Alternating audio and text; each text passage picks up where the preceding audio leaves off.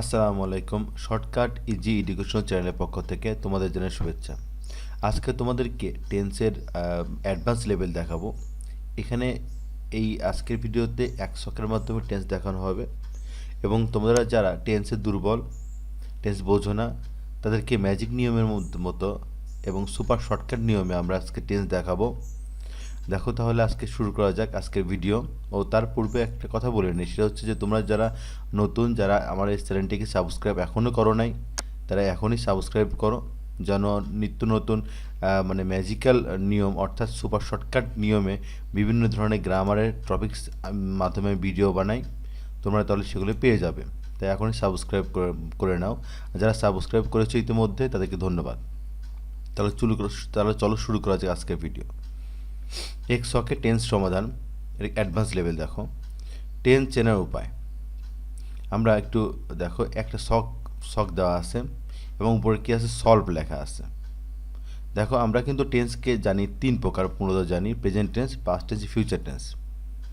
আরেকটা বিষয় বলে নিচ্ছি যে টেন্স কিন্তু সবসময় ভার্বের সাথে সংশ্লিষ্ট, আর ভার্ব মানে হচ্ছে কাজ করা। দেখো বক্সের উপরে সলভ লেখা আছে। টেন্স যেহেতু তিন তিন প্রকার, প্রেজেন্ট টেন্স মানে বর্তমান সময়, পাস্ট টেন্স মানে অতীত সময়, ফিউচার টেন্স মানে ভবিষ্যৎ সময়।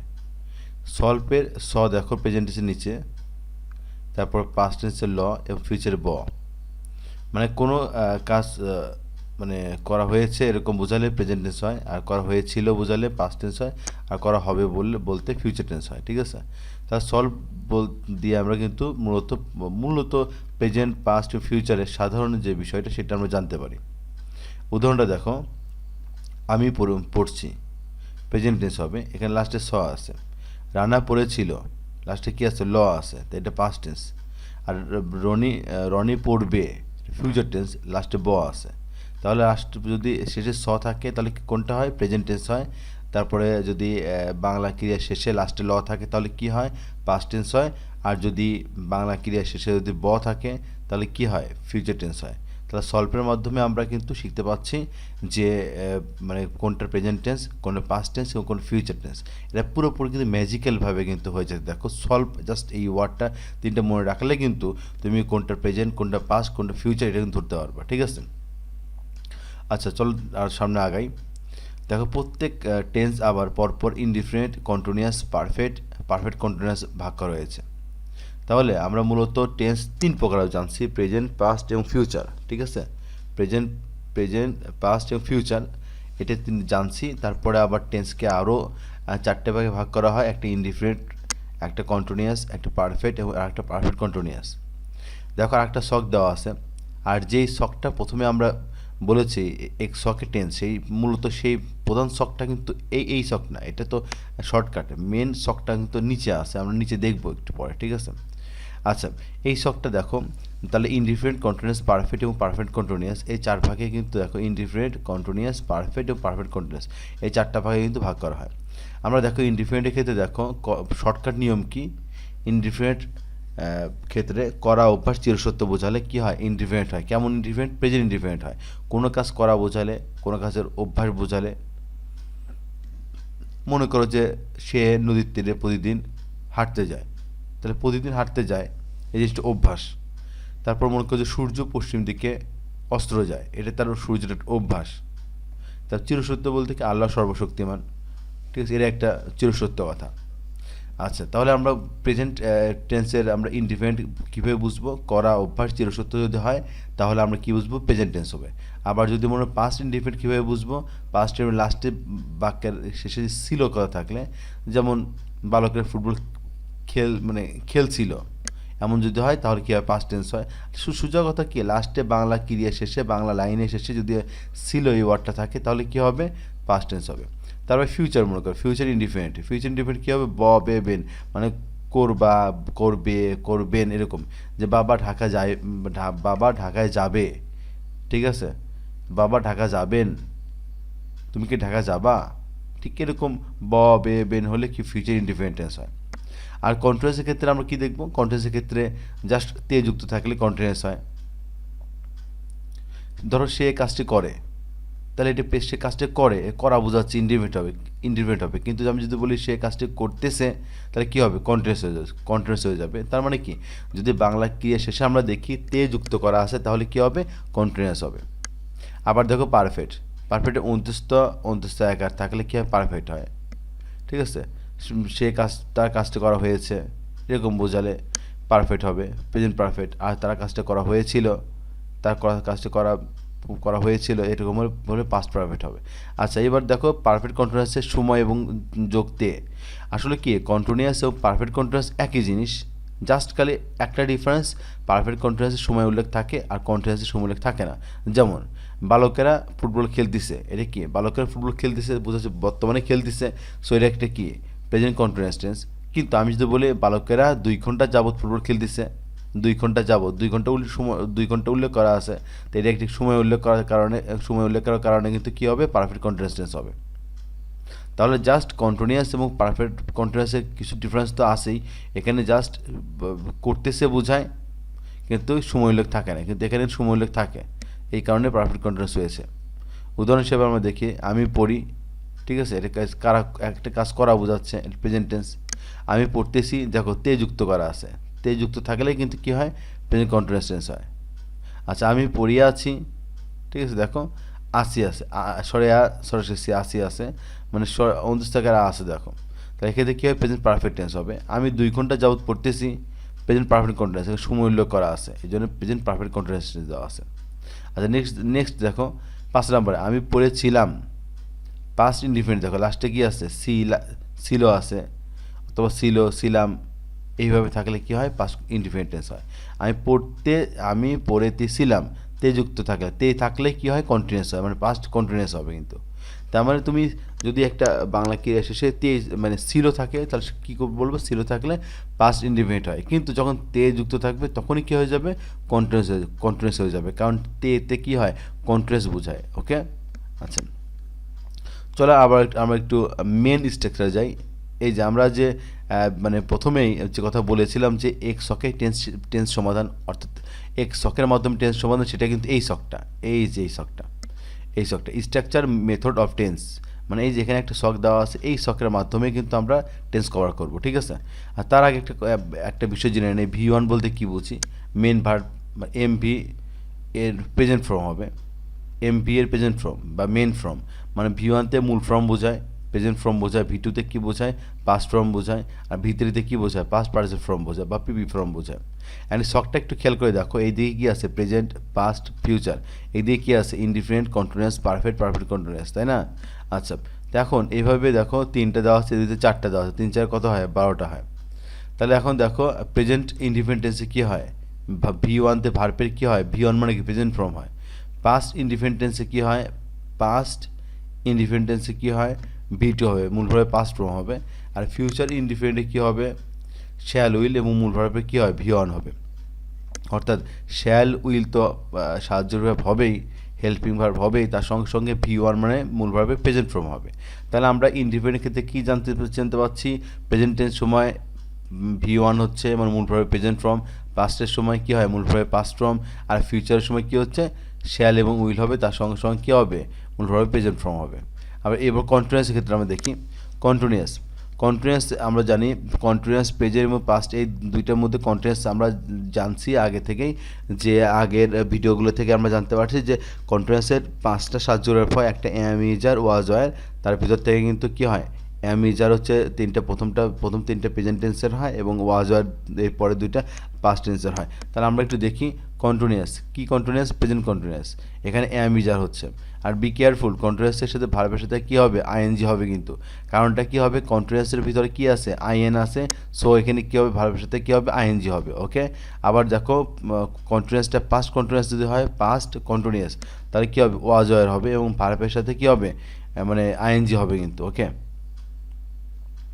ভার্বের সাথে আইএনজি হবে, এখানে ভিটো লিখি ভিতে ভার্ব, ঠিক আছে, ভার্বের সাথে আইএনজি মানে প্রেজেন্ট ফর্মের সাথে আইএনজি। আর ফিউচার কন্টিনিউয়াসের ক্ষেত্রে কী হবে? শ্যাল উইল তো আগে ছিল, তার সঙ্গে সঙ্গে কী হবে? শ্যাল বি, উইল বি হবে, জাস্ট খালি বি যুক্ত করা হবে, এবং মানে ভার্বের সাথে কী হচ্ছে? ভার্বের সাথে আইএনজি হচ্ছে। আচ্ছা, পারফেক্টে চলে আসি।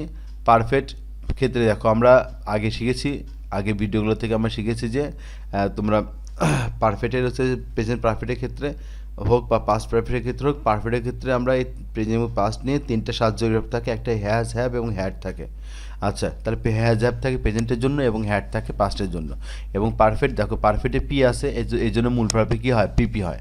আমরা জানছি কি প্রেজেন্ট পারফেক্ট যদি বলি, প্রেজেন্ট থেকে পি নিব, পারফেক্ট থেকে পি নিব, এই দুই পিতে কী হয়, পিপি হয়। পিপিতে কী হয়, পাস্ট পার্সেন্ট ফর্ম হয়। তা মূল ভার্বে কী হবে, প্রেজেন্ট পারফেক্ট হোক, পাস্ট পারফেক্ট হোক বা ফিউচার পারফেক্ট হোক, যেই পারফেক্টই হোক না কেন, ঠিক আছে। তো আমরা দেখবো যে পি আছে কিনা, পারফেক্টে পি থাকলে আমরা মূল ভার্বে পিপি ধরে নেব, ঠিক আছে। তো প্রেজেন্ট পারফেক্ট টেন্সে কী হবে, সাহায্যকারী ভার্ব হিসাবে হ্যাজ আর হ্যাভ থাকতেছে, আর মূল ভার্বের ভিতরেই থাকতেছে। ভিতরে মানে কি, পিপি ফর্ম, অর্থাৎ past percent form, past participle form থাকে, ঠিক আছে। আবার দেখো পাস্ট পারফেক্ট টেন্সে কী দেখতেছি আমরা, শুধুমাত্র হ্যাড এবং ভার্বের ভিতরে হবে। এবার আমরা দেখি ফিউচার পারফেক্ট, ঠিক আছে। ফিউচার পারফেক্টে কী হয়, এখানে আগে ছিল প্রথমে ইন্ডিপেন্ডেন্ট ক্ষেত্রে শ্যাল উইল, তারপরে সাহায্যের ভার্ব হিসেবে শ্যাল বি উইল বি যোগ হয়েছে, তারপর শ্যাল হ্যাভ উইল হ্যাভ হবে। আর পারফেক্ট এখানে সামনে যে পি আছে, পি থাকার কারণে কী হবে, ভি3 হবে, অর্থাৎ মূল ভাবে পাস্ট পার্টিসিপেল ফর্ম হবে। এবার আমরা পারফেক্ট কন্টিনিউয়াস টেন্স চলে আসি।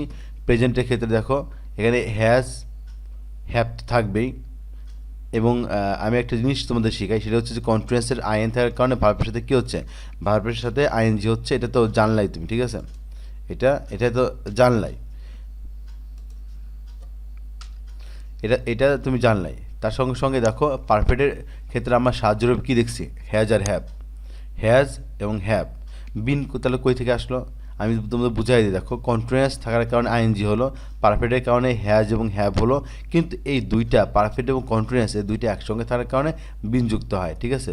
এই যে বিনযুক্ত হচ্ছে, তাহলে আমি আবার বলতেছি পাস্ট পারফেক্টের ক্ষেত্রে, পারফেক্ট কন্টিনিউয়াসের ক্ষেত্রে দেখো আমাদের কন্টিনিউয়াসের কারণে কী হচ্ছে, ভার্বের সাথে আইএনজি, আর পারফেক্টের কারণে সাহায্যরূপ কী হচ্ছে, হ্যাড হচ্ছে, কিন্তু পারফেক্ট এবং কন্টিনিউয়াস একসঙ্গে থাকার কারণে কী হবে, এই বিনযুক্ত হচ্ছে, তার মানে হ্যাড বিন হবে এখানে।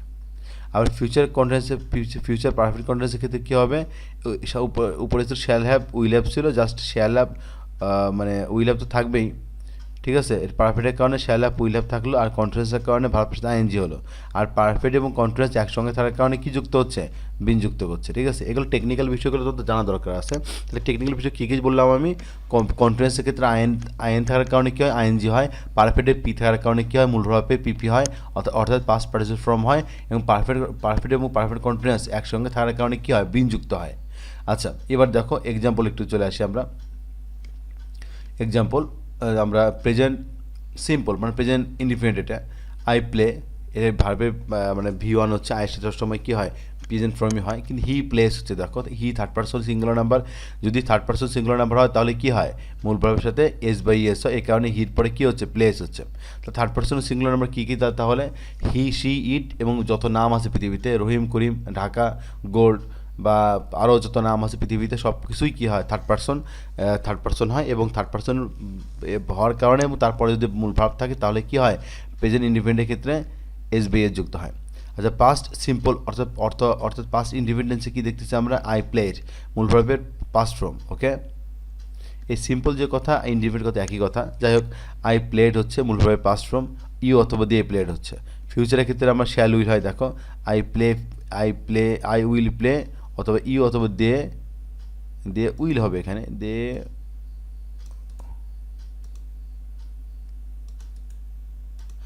They will play. এখানে কিন্তু কোনো ব্যাপার না, এখানে মানে উইল অথবা শ্যাল, এখানে শ্যাল উইল একটা বসালে হলে কোনো সমস্যা নেই। আচ্ছা, এবার আমরা চলে আসি কন্টিনিউয়াসের ক্ষেত্রে। প্রেজেন্ট কন্টিনিউয়াসের ক্ষেত্রে আমরা কী দেখতেছি, আই অ্যাম প্লেয়িং ফুটবল যদি হয়, আই প্লে তো ছিল আমাদের, তাই না, এখানে আই অ্যাম প্লেয়িং ফুটবল হবে, কারণ কন্টিনিউয়াসের প্রেজেন্ট কন্টিনিউয়াসের ক্ষেত্রে কিন্তু সাহায্যের ভাব অ্যাম ইজার আছে, ঠিক আছে, এবং কন্টিনিউয়াসে আইএন থাকার কারণে কী হচ্ছে, আইএনজি হচ্ছে। তাহলে এইটা লিখলে কী হবে, আই অ্যাম প্লেয়িং ফুটবল হচ্ছে। আমরা যদি থার্ড পার্সন দিয়ে করি, হি ইজ প্লেয়িং ফুটবল হবে, কারণ এম ইজারের ভিতর থেকে শুধুমাত্র ইজ হবে থার্ড পার্সনের সঙ্গে, এবং এম হবে আয়ের সাথে, আর হবে দে এর সাথে, উই এর সাথে, দেয়ারের সাথে, এগুলোর ক্ষেত্রে আর হবে। সিঙ্গুলার ক্ষেত্রে সিঙ্গুলার ক্ষেত্রে ইজ হয়, আর হয় হচ্ছে প্লুরালের ক্ষেত্রে, এই জন্য হি ইজ প্লেয়িং ফুটবল হচ্ছে, আর এদিকে দে আর প্লেয়িং ফুটবল হচ্ছে। আমরা পাস্টে চলে আসি। পাস্ট কন্টিনিউয়াসের ক্ষেত্রে আই অথবা হি ওয়াজ, এখানে কিন্তু দেখো যে প্রেজেন্ট কন্টিনিউয়াসের ক্ষেত্রে অ্যাম ইজ আর ছিল মানে সাহায্যকারী ভার্ব, এবং পাস্ট কন্টিনিউয়াসের ক্ষেত্রে কিন্তু ওয়াজ এবং ওয়ার হবে। তাহলে আই অথবা হি ওয়াজ প্লেয়িং, অথবা ইউ অথবা দে ওয়ার প্লেয়িং। ওয়াজ বসে সিঙ্গুলারের ক্ষেত্রে আর ওয়ার বসে প্লুরালের ক্ষেত্রে। ওকে, আমরা চলে আসি এবার ফিউচার কন্টিনিউয়াসের ক্ষেত্রে। ফিউচার কন্টিনিউয়াসের ক্ষেত্রে আমরা দেখি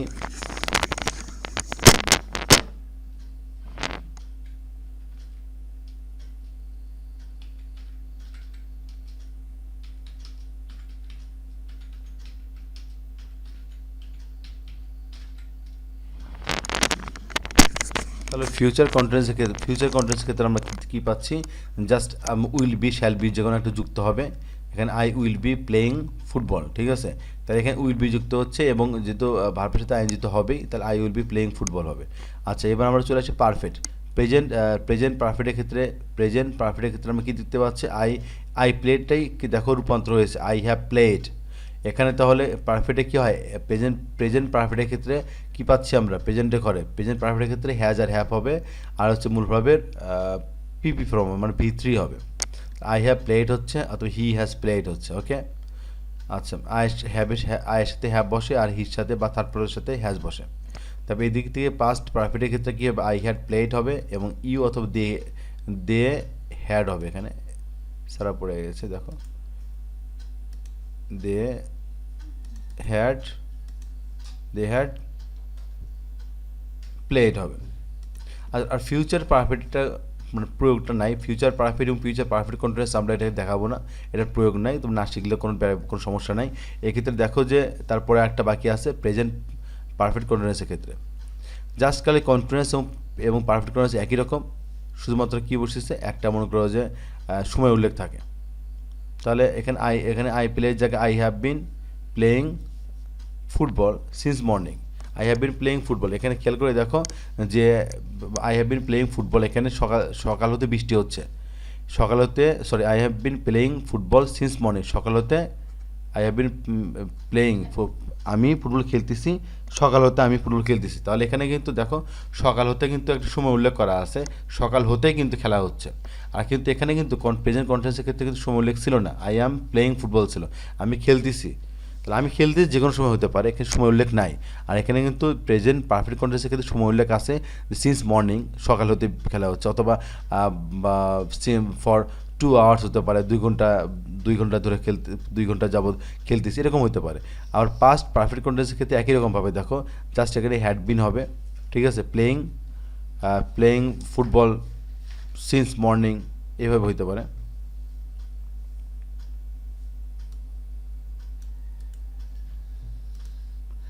তাহলে এখানে সিন্স মর্নিং লিখে দিই, সিন্স মর্নিং, এখানে সিন্স মর্নিং হতে পারে, অথবা 2 আওয়ার্স হতে পারে, 5 আওয়ার্স হতে পারে, ঠিক আছে, এরকম হতে পারে, সমস্যা নেই। ফর দিয়েও করা যাবে, সিন্স দিয়ে করা যাবে, কোনো ব্যাপার না। তাহলে দেখো এক শখের মাধ্যমে আমরা কিন্তু এতক্ষণ কি দেখলাম, এক শখের মাধ্যমে আমরা কিন্তু একটু আগের থেকে আমরা দেখছি এক শখের মাধ্যমে আমরা পুরো টেন্সটাকে কভার করতে বলছি, 12 প্রকার কিন্তু একটা শখের মাধ্যমেই কিন্তু মানে ম্যাজিক্যালভাবে কিন্তু হয়ে যাচ্ছে দেখো। তাহলে তোমরা কিন্তু ওই প্যাচ গোজ লাগার কোনো অর্থ হয় না, এখানে প্যাচ গোজ লাগবে না ইনশাল্লাহ।